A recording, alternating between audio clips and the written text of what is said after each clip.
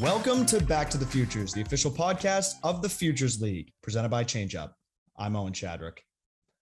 The Vermont Lake Monsters continue to win ball games. Their 13-game win streak unfortunately came to an end, but they remain in first place at 14-4. Right behind them, the Westfield Starfires at 12-6, Worcester at 10-7, and New Britain is clinging to that fourth playoff spot at 9-8. Couple teams tied at 7 wins. In the Futures League, it was a big week for news. We start and want to congratulate the Eastern Connecticut State NCAA Division III National Champions, former Futures Leaguers, including former podcast guest Ryan Bagdasarian, Luke Broadhurst, Matt Malcolm, Billy Oldham. Congratulations, guys, on an incredible season and a championship, which was manifested, as Luke Broadhurst pointed out on his social media this week. Some other big news. We have another debut, major league debut from the Futures League. Matt Gage, former Pittsfield Sun, is headed to the show with the Toronto Blue Jays. Want to congratulate him on that unbelievable feat. We also had a couple of players and pitchers of the week. We'll go through those. Jackson Hornung seems to have that award in the bag this season. He wins it again after going 6 for 13, hitting 3 home runs and driving in 7. And Connor Bodeswa from the Norwich Sea Unicorns is your pitcher of the week. 7 innings pitched, 3 hits, no runs, and 5 strikeouts. Congratulations to both of those guys. This week, though, it is all about the Nashua Silver Knights and the Wachter brothers. Jonah and Noah were kind enough to join me for this episode.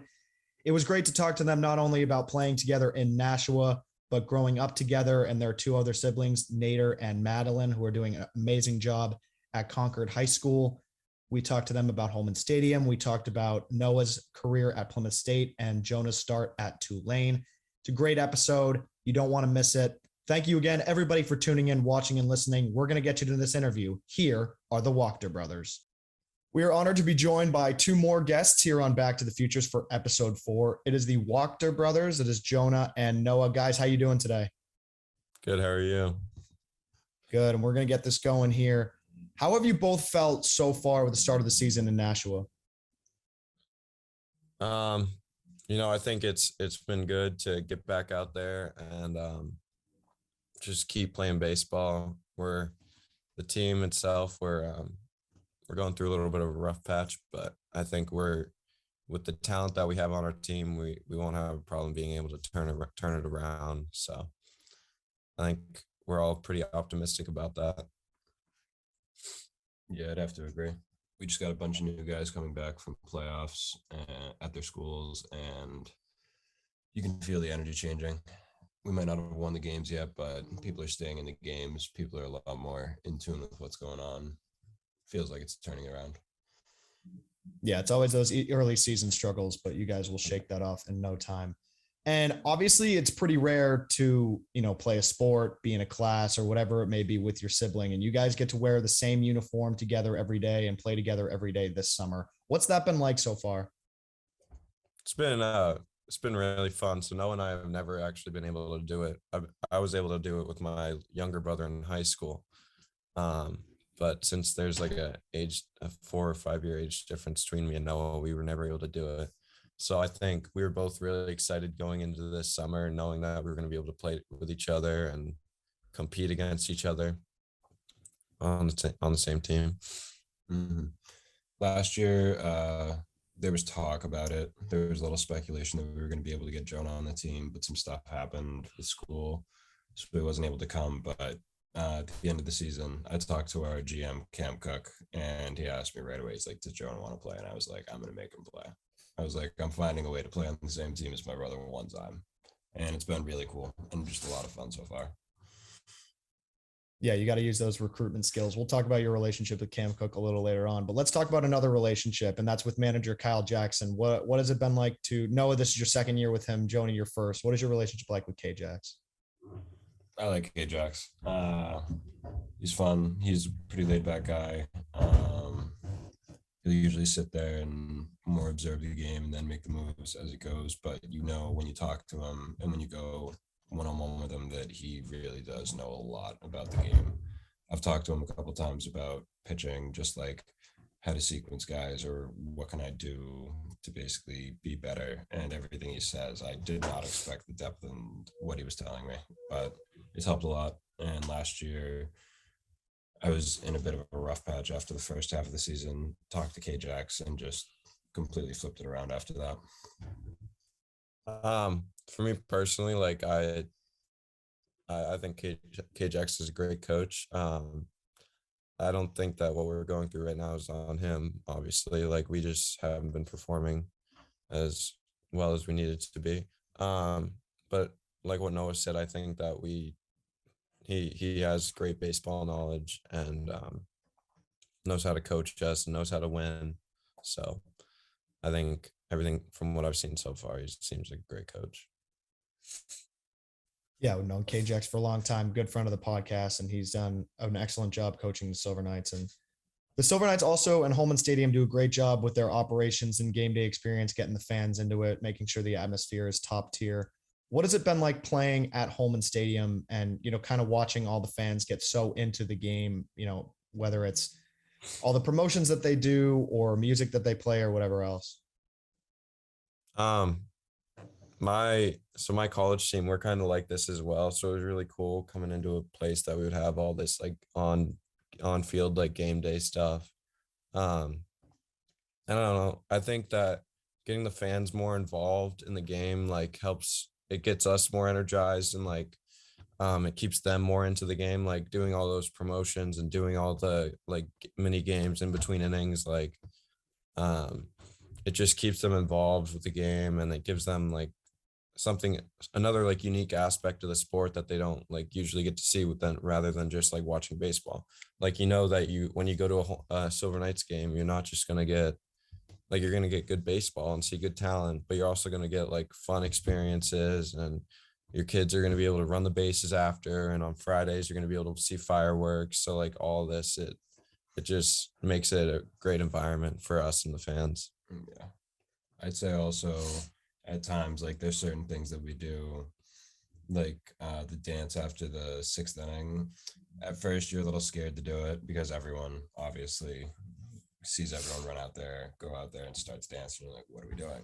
But after you do it for the first two times, you're looking at everyone while you're doing it. Everyone's smiling and laughing at each other. And it's entertaining for the fans, but also some of them, it's definitely a way to bring us closer together as a team too. So I find it fun. I think it's good for everyone around. Yeah. So the Love Is Gone dance after the sixth inning. Who's doing that better? I've got more experience on it. Okay. I've got some practice with it. Yeah. I'd say he's learning. He's catching up pretty quick. Yeah. Catching up. All right. Yeah. You got to do the jazz hands. Little. Oh yeah. That's where it starts. And Jonah, we talked about your recruitment process to Nashua, but Noah, in 2021, how did you initially end up on the team?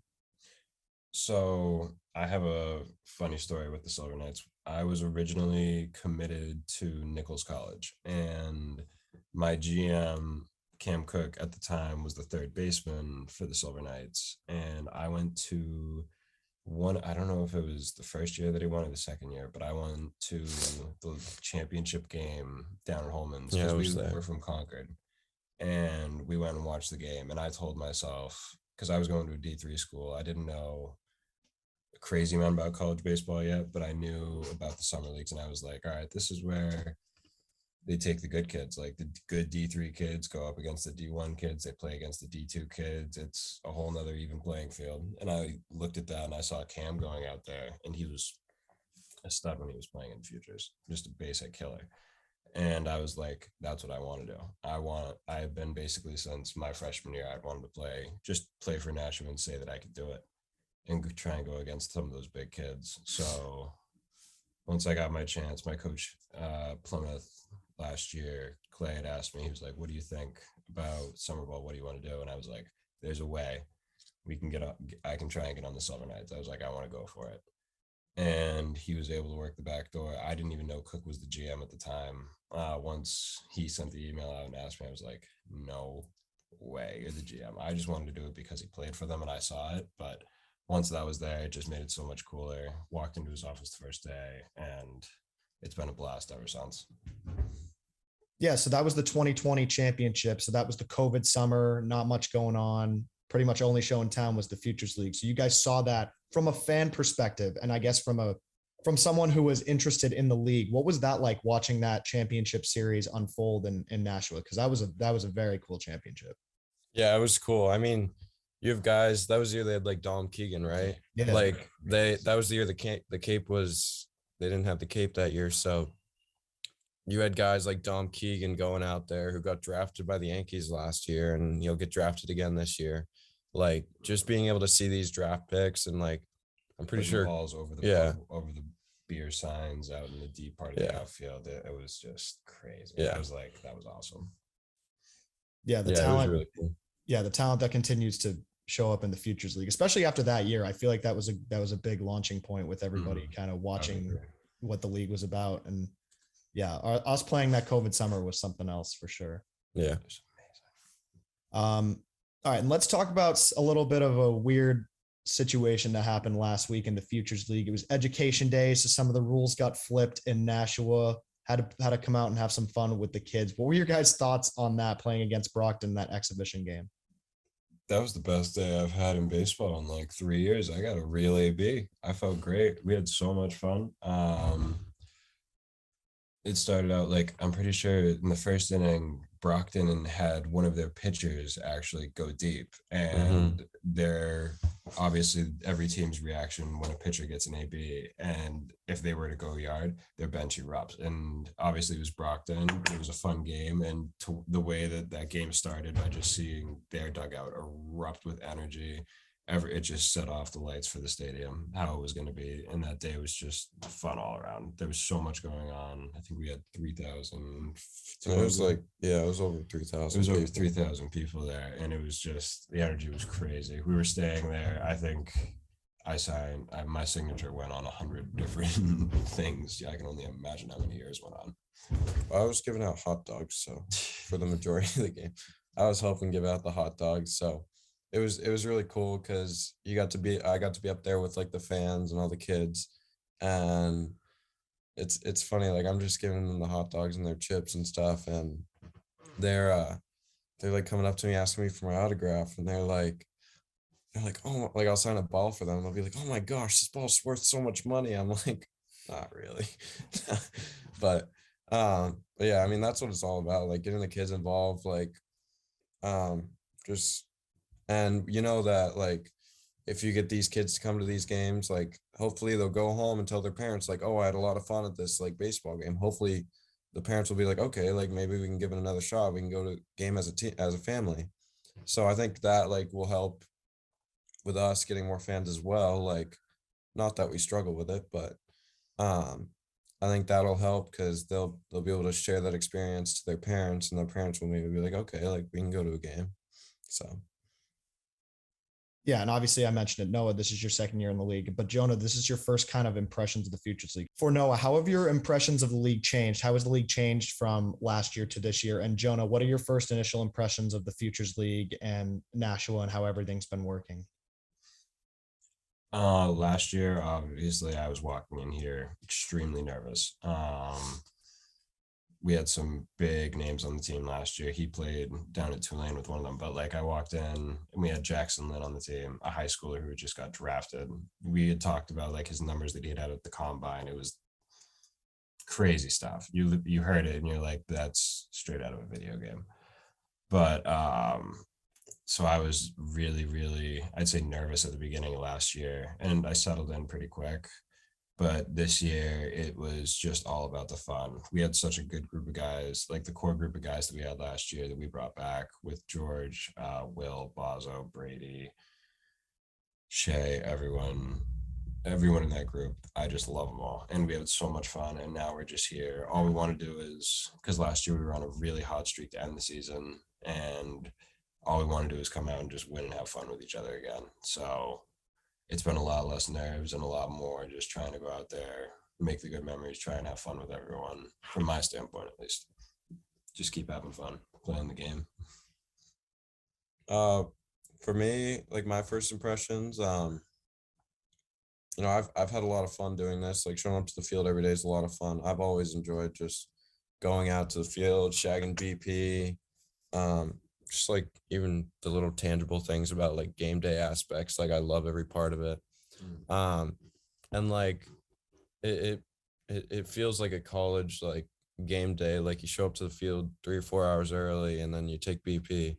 So like it's nothing new in that regards, but playing in front of a lot of fans and stuff and getting the fans like more involved with the game and having the on-field things, like I think it's really cool and special. And doing like the push-up competitions or like racing the kids around the warning track on the little scooters and stuff like that. I mean, it's just a lot of fun. It gets the crowd into it. When the crowd's into it, they get into the game, and that's when you do well, they'll help you guys and they'll shift the momentum for you guys. So Have they pinned you guys against each other in the push-up contest yet? No. Yeah. Oh, They got to pin us up on something. So they got to do that. Yeah, they got to put you guys against each other for something. I'll talk to Katie. She'll get it done. Katie. And Noah, this question specifically for you. You're obviously the older brother. What kind of advice are you giving Jonah as he takes the mound or, hits the field, whether it's at school or in Nashua or wherever else?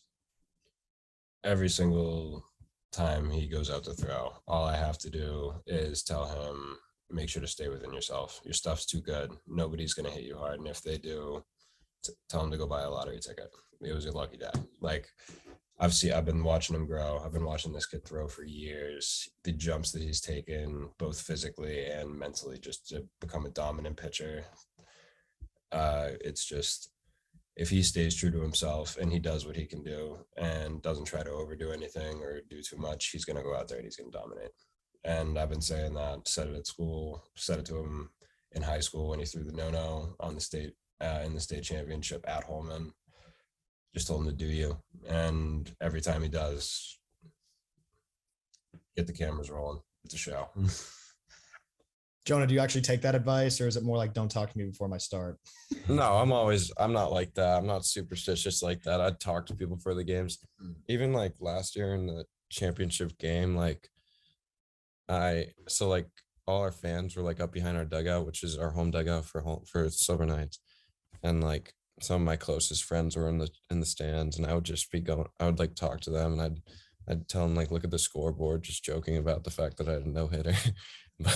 but like I like to stay loose. Like even when I'm in between innings, like we're hitting, I'm still up on the fence cheering us on. Like I'm not, but yeah, I do take Noah's advice, and I appreciate everything that he does for me, and I look up to him.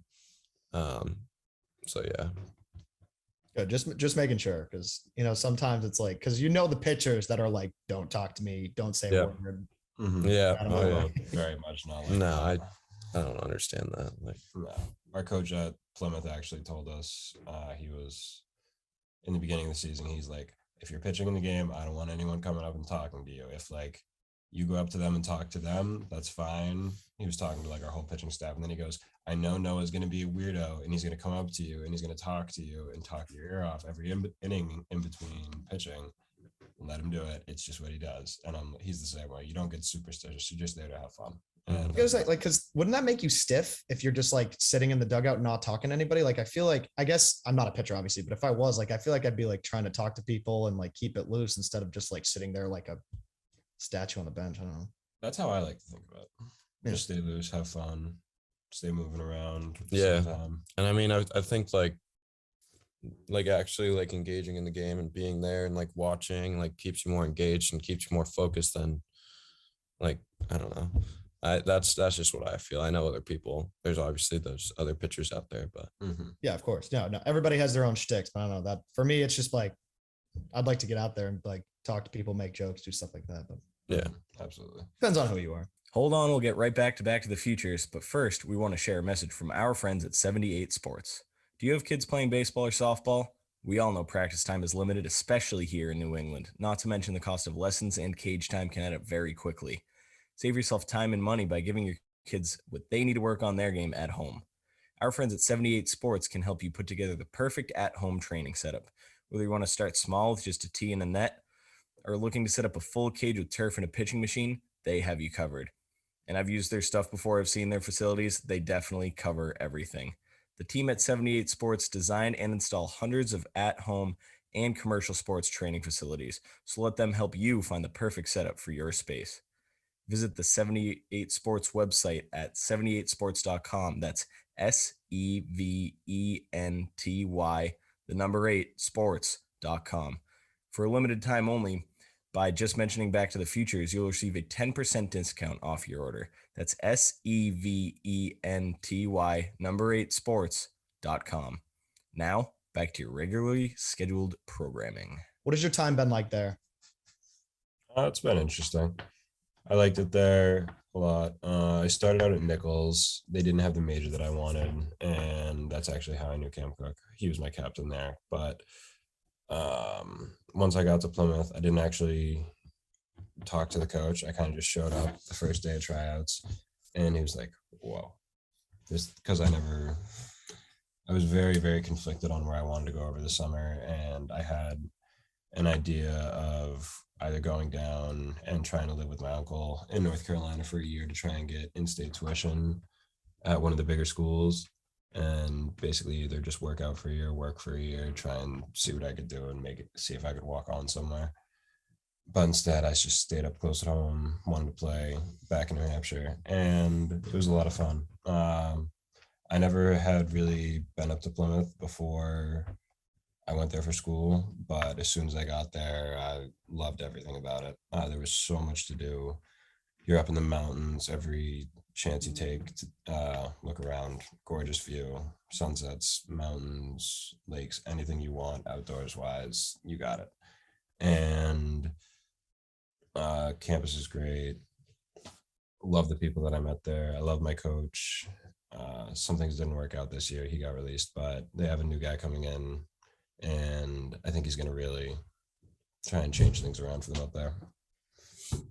Yeah, that's awesome. And you talked about Nichols and obviously your relationship with Cam Cook. So what was it like having him A, as a teammate, and B, now having him as the GM of the team and you're seeing him every day in Nashua?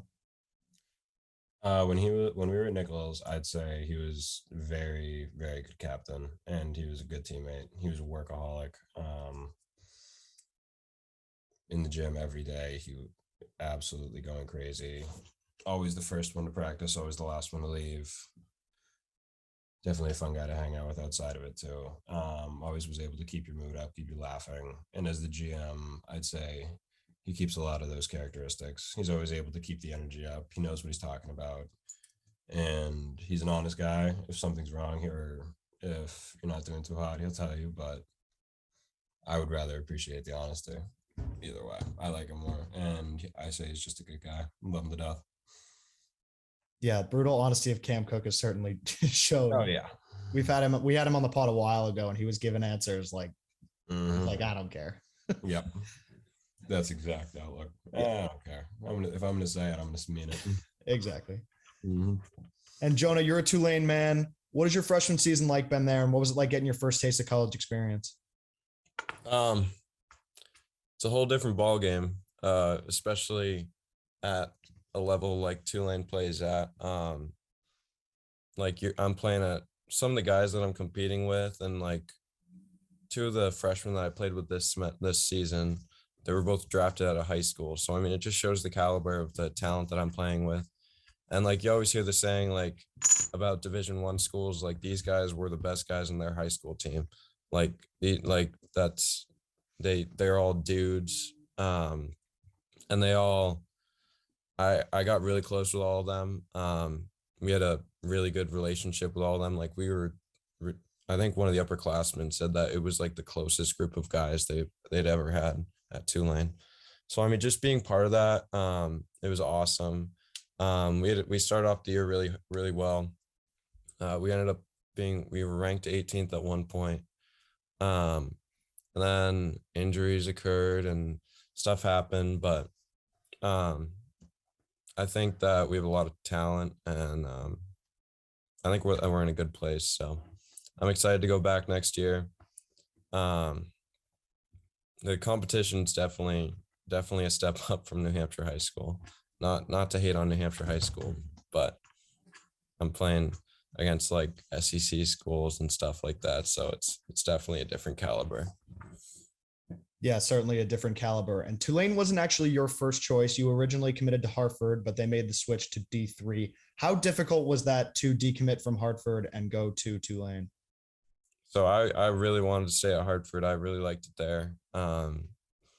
And it wasn't until Coach Blood ended up getting the job at Keene State that I said that I was gonna decommit. And I knew that walking into that, it was gonna be a stressful summer because I decommitted with a month and a half or like I don't know, like two months, and I was going to be walking onto campus. So I had to figure out where I was going to school and where I was going fast. So just figuring that out, like put a lot of stress on me, but it all worked out. Yeah, I was listening to the Silver Knights podcast where they were talking to you guys, and Noah had said that you would probably have been on the Silver Knights if it weren't for that stressful summer trying to figure out where you were going.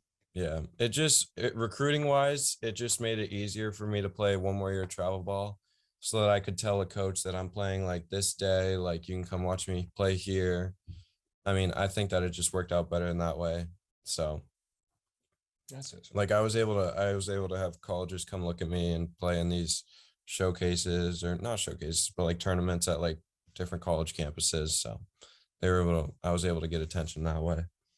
Yeah, and it all worked out as you're at Tulane. And you just talked about the competition. You talked about D1.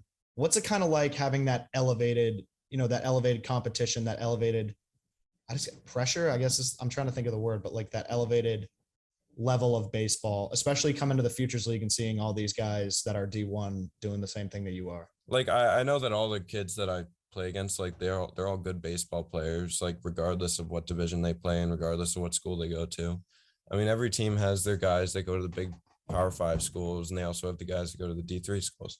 So there's a good mesh of guys that I'm facing that all have talent. Like I think I let up a home run this past weekend to a kid that goes to Clarkson. Yeah, I let up a home run to a D3 kid. That was at the same time the D3 kid took a Tulane kid deep. That's how it works.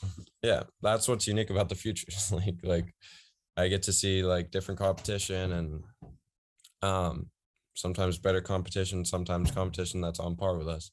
So I mean, I don't think there is a little pressure coming from like a bigger school in that regard, but I try not to worry about that. Like I just try and go out there like it's still a 60-foot 6-inch mound. Like I'm just trying to throw strikes and get more innings and do what I'm needed to help the team win. Like my whole goal going into summer ball this year was to get a lot of innings and just build up my confidence, because I didn't get a lot of innings this year at Tulane. So that was a big thing for me, just getting innings and building confidence, being able to throw strikes, know that I can throw strikes and know that I can pitch well. Yeah, and that's what I love about the Futures League too. Is like when you guys all step onto the field, the divisions, the colleges, it all kind of goes away, and you're on a different team. You're competing. It doesn't matter what school you go to. It doesn't matter what division you're in. Yeah. No, I will ask you this, especially. I love asking this question to pretty much everybody that's D3 that comes on this podcast. How much pride do you take in being from a division school and competing in Division 3? Oh, I love it. In this league specifically, I mean, I'm trying to move up, going to the portal and all, but the last year it had the honestly, so when I walked in, it put the biggest chip on my shoulder.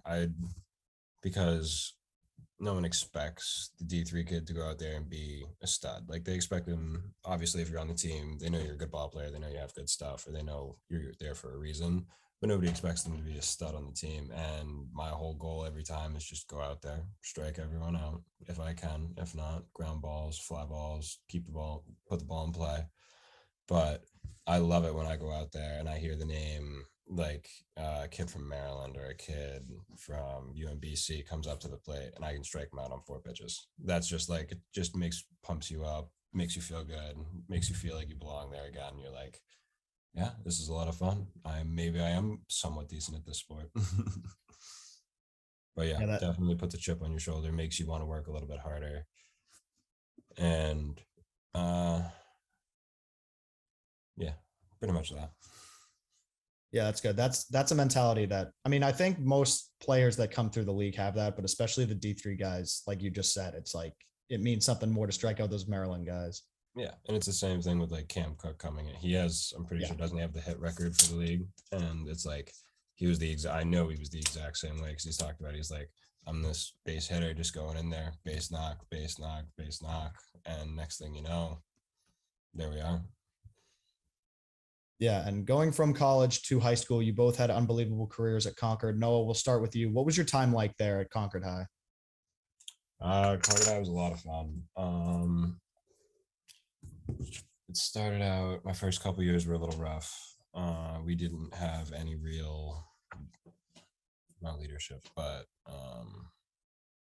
varsity experience. My freshman year, I think our entire lineup was seniors. We had D1 and D2 guys up and down the lineup. And it was just crazy to play in that kind of environment with them. And then to go the next year having, I think it was 5 sophomores starting on the outfield in New Hampshire Division I baseball. And then junior year, kind of same thing. No real like older kids, upperclassmen depth. Then senior year, we had our like 5 guys plus our class that had finally come in. And the kids below us, we had kids like Griffin Gilbert, some guys who played on the Knights too. Griffin Gilbert, Curtis Dednicki, one of them's at SNU, one of them's in Merrimack. And my senior year, we actually went out there and we kind of switched it around. I think sophomore and junior year, we went 5-12 or 5-13. And then my senior year, we basically flipped it around.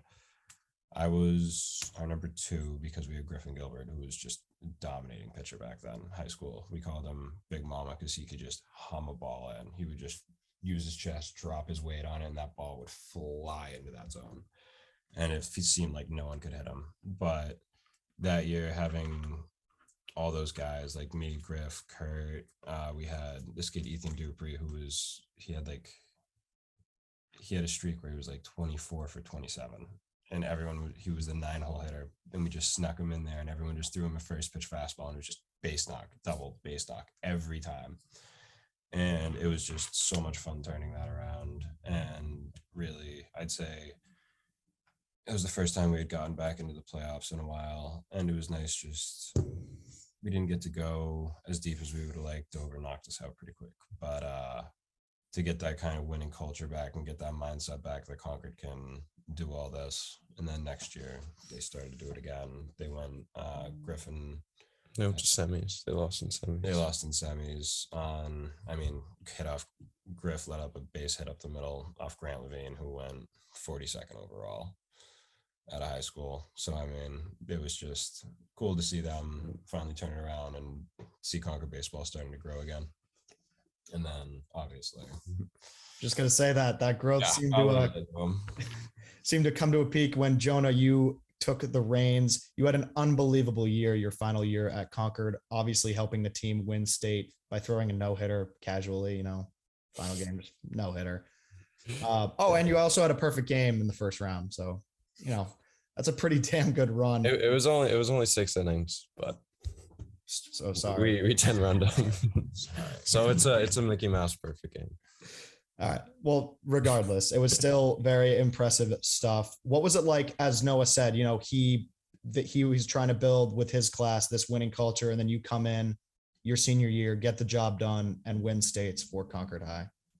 It like, I think it put us on the map a little. Like we continue to grow like on the map, and I think that we just showed that it doesn't, you don't need like a full team full of guys who are all committed to schools to like win a state championship. Like we had 3 guys that are playing college baseball right now that are in my graduating class that like there were only 3 seniors on the team that went on to play college baseball. So it just shows that like we were just a bunch of scrappy guys. I think the majority of us grew up playing baseball together all the way through Little League up through Babe Ruth and stuff. So we had that camaraderie together that we'd had for years. Like those are all my closest friends. So just being able to go out there, play for them, because I know it was going to be probably their last time playing baseball. So just being able to go out there and have that, don't do that. Just backpack. To be able to go out there and help them win, and it just really it was a cool feeling, and it showed that like everything that we had worked for our whole lives, like growing up through Little League and Babe Ruth, that it kind of paid off. Yeah, certainly paid off. And I do want to specifically ask about the no-hitter in the championship game. You mentioned earlier how you are gonna you would first of all is at Holman too. That's awesome. And Yeah. now that you really went full circle there. But not only that, but you're also you're talking about it with everybody. I guess. How do you feel pressure? I don't understand. You have a Not no-hitter in the really. championship game and you're just talking to the guys about it and saying oh, check the scoreboard. Yeah, no, no. I would So joke with my weird. coach about it. It was funny. So weird. Like, I I would- saw the interactions. I would go up to my assistant coach. I would be like, "Hey, see the scoreboard?" Just messing. It would be the fifth inning. I'd just be trying to jinx myself. I wanted to smack him so bad. And I looked down one time, and I swear I saw because I was in the talking to my stands, friend Nate in the crowd. and I saw him the words "no hitter" get lipped, and I literally almost ran down and smacked. I was like, "What are you doing? Why? Why'd you say it?" And then I was like, "You know what? He's that kind of kid. He's just out there to have fun. He's not really looking at that. He knows it." Yeah, Obviously, he I knows didn't it. care about the no hitter. Obviously it's a cool feat, but I just wanted to win. I was Yeah, gonna say, you- I'm not obviously. trying to No, I'm not it's trying to sound bags. cocky in a way that I'm talking about throwing a no hitter. It's just I was just trying to win. It was just It was a state championship game. Yeah, you had greater priorities than a no-hitter. Yeah. yeah.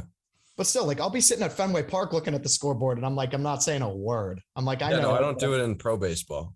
But Yeah. We're actually bad luck in pro baseball. yeah, we found the out. past 2 nights there have been no hitters going on, and when I turn on the TV, the second we turn it on, the it's- TV, there's a hit. We're Yeah. we're bad luck. Yeah, that was the Cardinals pitcher and then Anderson yesterday for the Dodgers. Yeah. Mhm. I turned it on both days, Both times. and within 2 minutes the no hitter's No, over. instantly. So I guess I just have to stop doing that. Mhm. Yeah, let's stick to pitching no-hitters instead of Yeah. watching TV that way. Yeah. Before we return to Back to the Futures, we want to share a message from our friends at Zorian Bat Company. Rob Zorian started the company, Zorian Bat Company, in 2003, literally out of the trunk of his car in Davie, Florida. Within 2 years, he was selling his wood bat line to Major League Baseball and continues to manufacture the highest grade wood bats for Little League all the way up to the majors. Rob Zorian, founder and president of Zorian, says, I started the company in 2003 to service all baseball players in the United States and beyond. And after 19 years, our mission has not changed. We are very excited to have the opportunity to work with the Futures League and wish all of our players and coaches a healthy and successful season ahead. For more information about Zorian, visit their website, zorianbats.com. Zorian, America's baseball brand. Now, back to the Futures. And one unique thing also about your high school career, Jonah, is that you got to play with your little brother. Is it Nader? You guys have Yeah, called his nickname's Nader. NATO. Nader. All right, I'm going to call him Nader then. Okay. So you played with Nader in high school. What was that like? Obviously you're playing with Noah now, but you got to play with Nader in high school. Oh, he's a stud. He was our best hitter on our team. He helped produce so much offense. I think he had an RBI or 2 in the state championship. He had 2 hits or something. He batted .428 last year as a sophomore. Slugged 1.2. His OPS was a 1.8. Yeah. He was over video game numbers out of him too. It's Yeah, but being able to have that offense there, it helped with the other kids who maybe weren't as in the state championship game. It wasn't I feel it was a full team effort. I feel there were guys my friend Kevin, he put down a bunt. Ryan, he made a diving, he dove into first base at one point. Everyone, Tyler Wright made a diving play in center field to end the game. It was just a full team contribution. So I mean, Nader also helped out a lot, but yeah, playing with him was a lot of fun. It's different than Noah because Nader's a hitter. Mhm. So Noah, I obviously interacted with more. Nader, I kind of let him do his own thing because I don't want to get in his head or anything. But He's also a goofball. yeah, it was a lot of fun playing with him. And there is evidence of this. I just want to confirm it on this podcast. You guys both agree that he is the best baseball player in your family, or is that still up for debate? I say I don't know if he's the best right now, but he has the highest ceiling out of all of us Yeah. by far. Okay. And I also want to mention this. There was an article in the Concord Monitor about you guys, and we'll get to your sister in a minute too, but it mentioned that you guys are commonly, going to your local field, pitching to him and trying to get him better. And obviously you guys as college, he's facing that college talent with you guys. What is that like, knowing that you can help him improve his game as guys who have been through the ringer before and trying to get him, as ready as possible when the college game comes around? Yeah, no, definitely. So the year COVID happened, like the thing, we all wanted to keep our arms ready because we knew we were going to play summer ball. So me and Noah, we would go down and throw bullpens, and we would like throw a lot, or we would like toss underhand to our little brother, and then we were like, okay, like why don't we just pitch to him, like get a batter in there.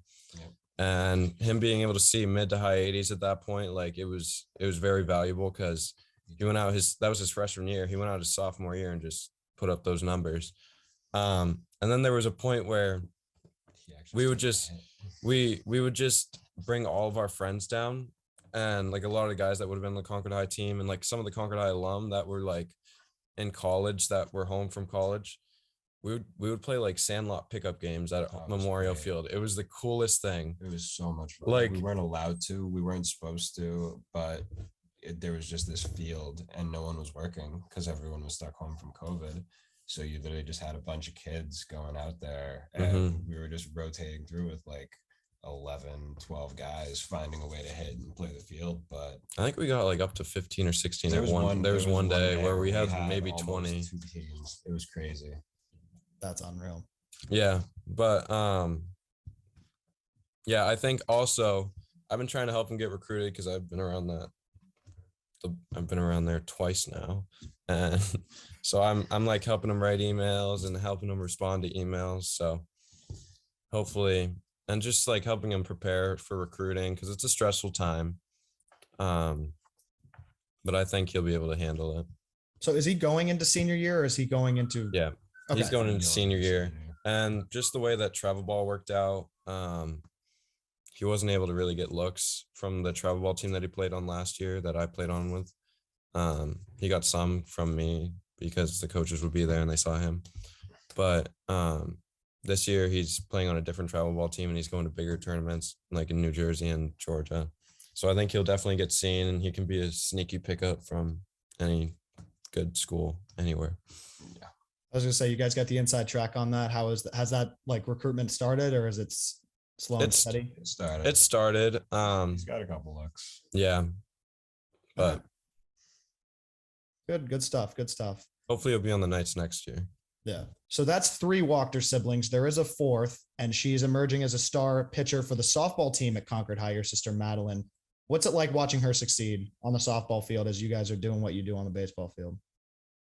It's really cool because we know how much work she puts in and how much time and effort my mom and dad both coach her travel ball team. So they put in a lot of effort. So to see the fruits of their labor, like really show up on the field and how she's made it to the state championship the past 2 years and has pitched in the state championship and pitched. She's allowed 0 runs in both games that she's pitched in. Like it's really special to us because she's always been like the baby and like we've always like, I don't know, kind of picked on her, but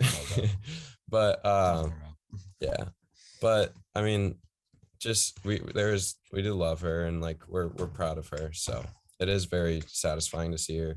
And like the thing, I wanted nothing more than, so we had a game, I was pitching in Vermont on Saturday, and it was the day that that she had the state championship. So we weren't able to be there, but I wanted her, there was nothing more than I wanted for her to win the game because they lost in the state championship last year and I kind of have rubbed it in her face ever since. So I was like, prove me wrong, Maddie. Like, come on, do this. Like, you deserve a ring. Like, come on, do it. And they ended up losing in extras, but she's got 2 more years. She'll be fine. Yeah, she has 2 more years. She'll be fine. She has a lot of potential too. Yeah, she's got to match the middle brother ring. Sorry, Noah, but I got one in soccer. It's okay. Okay, that's fine. That works. So, all right, I got to ask, is there like, what are the sibling, if you guys were going to like play wiffle ball or something in the backyard, like, are there pairings that go on or what's the I'd say, honestly, it's a free for all because we're all too competitive. Most of the time it's just me versus Nader. We just go out there and we just have fun. Like I don't have to worry about messing up my swing. Like I don't. Apparently. no, you don't. Yeah, you have to worry about messing up Nader's swing, but you don't have to worry about that. Yeah, but he's fine. He sees beach balls when he's at the plate. So Big. All right, and kind of bringing it all together here, what's it like this is for both of you, being from a sports family where you guys are always seeing each other succeed and always, watching each other play baseball or softball and, playing your respective sports at the high level? I mean, like, just everyone's goal, like when you're an athlete and you have aspirations to play like beyond high school, and like everyone's goal is just to keep playing as long as you can, like no matter where you end up, like regardless, like you just don't want to hang up the cleats, like regardless of what division school you go to or whether you get drafted or something, like you just have that desire to keep playing the game. You're just playing a kid's game as long as you can. Yeah. So, I mean, it's really cool seeing us all, me and Noah playing in college right now, and then knowing that Maddie and Nader will be able to play and have the opportunity to play in college as well. It's just, it's just really cool. Mm-hmm. And then obviously I got to ask this, what are the stress levels like on your parents? Like, is there like somebody monitoring their stress levels every day? Cause that's gotta be high. I don't know how they could do it. Yeah, I don't know. I mean, they coach Maddie. They coach Maddie primarily. So I mean, they're pretty focused on that. But I mean, they obviously care about our teams. But I think they more know that we're gonna do. They were more stressed. Yeah, they have a lot of confidence in us. Like they're probably the most stressed out that state championship day last year because we had our game at 11 and Maddie's game was at Riviere at 1. And then I had a Silver Knights. And then Noah had a Silver Knights game that night at Holman right after the state championship. Yeah. So all 4 of their kids were playing that day, and 3 of them were in big games. So I think they're confident in us. They know that we're gonna go out there and compete every day. We're gonna give everything we have. So while they probably do get stressed, I think that they know that we're prepared for whatever the task is at hand, and that we can just compete. Yeah, and we'll go for our Zephyr question today here. It's presented by Zephyr, the official on-field head of the Futures League. Zephyr, high-quality, innovative design since 1993. Sporting that Zephyr hat there. Silver Knights hat. That's a nice hat right there. There it is. It's there somewhere. What is both of your all-time favorite baseball memories? Jonah, we'll start with you. Throwing state, the no-hitter in the championship game. Yeah, I mean, nothing can really beat that. I don't think so. Not yet, at least. I peaked. I peaked in high school. No, what about you? Is it personally, or is it like a moment that I've like watched or I've been through, or like playing wise? It's up to you. Your favorite baseball memory, whether it's you playing or something you experienced. I'm gonna have to go with 2 because Yeah, go for it. one of them was obviously watching both my brothers win the state championship on the field that was my home field. Then I was playing on that night. That was just so cool to watch. The energy, looking up at the scoreboard, seeing the 0, it was unreal. Because obviously he was going for the ring, like he said. He was like joking about it. He didn't care about the no because he's hunting a ring. Because obviously you're like, I'll give up a hit for a ring. He's any day. But the fact that he just was able to go all 7 and just was like, well, they didn't get one. And on the last play, they came the way that last play of the game ended. It was so close. A kid on the Silver Knights with us, actually Tyler Wright, was in center field. He made a diving play On a bloop hit, on a bloop ball in the shortstop, second base, and center field Bermuda Triangle. Comes in full speed, running diving play. Kid at second left early because he thought it was down, doubled him up at second. All the gloves are flying. That was pretty cool. But personally, it's a tough one. I haven't had many crazy moments. I'd say one of them for me was last year in Britain personally, when I gave up. It was a really, really good pitch. First AB of the game, I was starting in New Britain. Gave up a home run on a fastball high and away. Kid flicked it, Oppo Taco. and then went out there and retired 16 straight after that. Got pitcher of the night. Felt really cool. That was like one of my moments. I was like, okay, you can play with the big boys. This is fun, because they had Luke Broadhurst, who just won my conference player of the year, regional player of the year, accolades on accolades, and just New Britain was all stacked with UConn kids. It felt really cool to see like all them in the playoffs this year and see all those names and just be like, wow, I did that. Yeah. Oh yeah. That was basically Eastern 2.0, New Britain. It was EastCon / UConn, New Britain Breeze last year. But yeah, that's I do actually remember that night, because typically I'm the one that helps with the voting for pitcher of the night. So I do remember. So I was like, oh, he gave up a run, but he retired all these guys. Yeah. Solo shot, first debut of the game, settled down pretty quickly. I was like, shoot. All right, guys, one final question for you. A message to Silver Knight fans, as we are in mid-June already, which seems crazy, but message to Silver Knight fans. What are we thinking?